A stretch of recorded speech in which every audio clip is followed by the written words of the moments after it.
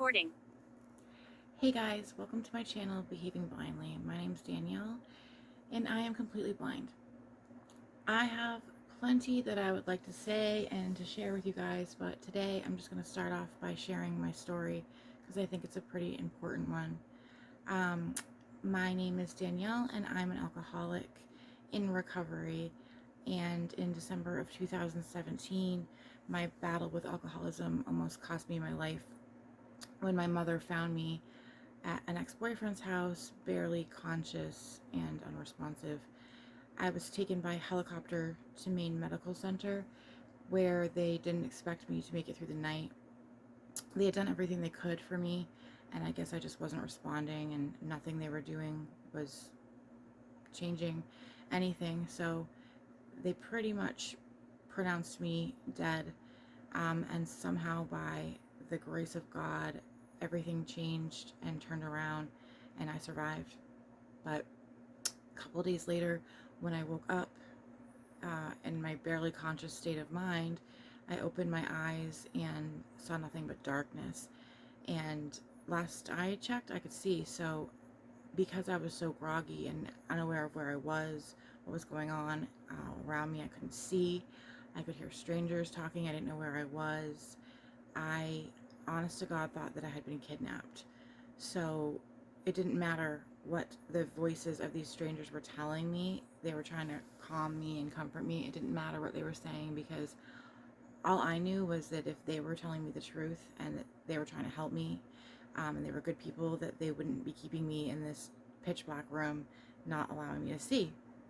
And so I thought I had to fight for my life. So every time someone came near me, I was kicking and screaming and, fighting, and at the same time fading in, fading out, fading in, fading out.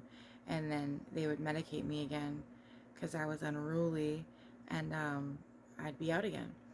And during the time where I was out, I was experiencing almost like a false reality where terrible things were happening, almost like a hell of some sort, I guess. So then when I would come to again, it would feel to me like all those things were really happening. So that made it even more difficult to believe anything anyone was saying. And I would be screaming for my mom, and eventually she came, and she was there, but still I kept saying, well, why can't I see you? Why can't I see you? And it took a little while, I don't remember exactly how long, for everyone to put the pieces together, because not only did I not know I couldn't see, they didn't know that either, so they were confused by my behavior. Eventually they realized that during the actual fight for my life, there was an interruption of blood flow to my optic nerve, resulting in serious damage beyond repair, and I woke up completely blind. I am in the 15% group of visually impaired people of the world who can see absolutely nothing. So, no light perception, no shadows, nothing, just pitch black. A lot of people ask me if I can see anything because I make eye contact, but I was raised with manners and it's like instinct. So, I follow your voice and do the best I can. But yeah, it was probably one of the most terrifying moments of my life.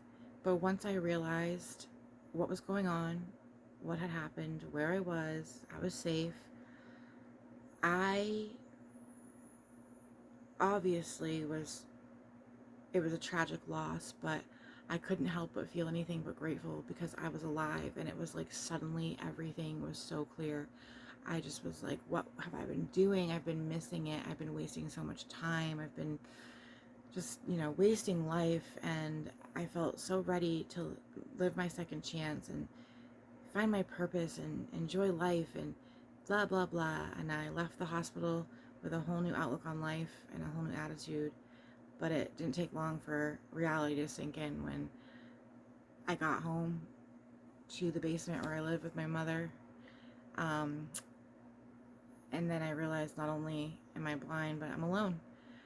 And it's a lot more difficult to go out and enjoy life and live when you're blind and alone. So I spent a majority of the last 5 years sleeping away my second chance, which has been ultra depressing because it's a second chance and I felt like that was a gift. And to just spend it sleeping after I just wasted all these years drugging and drinking, it's just, all that hope I felt when I left the hospital started to fade. The more time that passed, the less hope I had. I don't always feel that way. Things have gotten better. I just completed 3 months at blind school. That's not necessarily where I should go when I say things have gotten better, because before I left, everybody was like, oh my gosh, that's going to be life changing. And you're going to gain your independence and it's going to be just, so amazing. And it wasn't. And I'll just leave it at that. It wasn't. So that was a little depressing because that was, what I had hoped to be my answer to me figuring things out, the start of me finding my path, my purpose, and my way. And 3 months flew by, and here I am right back in the basement where I've been for the last 5.5 years. So I'm not really sure what direction to go in or what to do next. So I decided to make this channel because now that I am a blind individual of the world, I definitely have some things to say about it. I mean, now I'm seen as different, and people don't know what to do with different.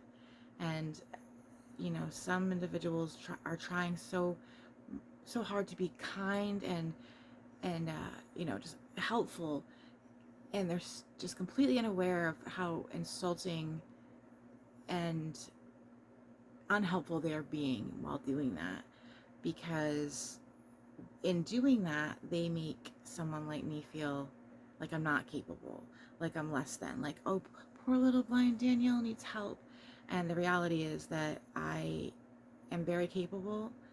I'm also very aware of what's going on around me, because what people seem to forget is that this is my life now. This isn't just like a temporary, like, oh, I'm blind for the day, so what's going on? Like, this is how I live and how I've been living. So part of that is learning to pay attention without my vision. So I'm listening. I'm aware of my surroundings. I mean, obviously not all the time. I have my moments, but it irritates the hell out of me when I'm with someone and they're like, oh, this is happening and this is, and I'm like, I know.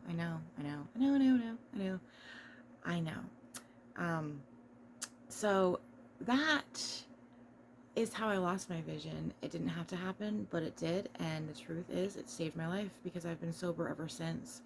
So no matter what, I have that, and my children have their mother. So how can I not be happy about all that, right? Still trying to find my way. Hasn't been easy, so I'm hoping to do that, and I'm hoping this will be part of that, sharing my story, my experiences, and bringing some awareness to the world on what it's actually like to live without sight, because we don't just all go around touching faces. So I hope you guys continue watching, and I will be back weekly with another video. So bye for now.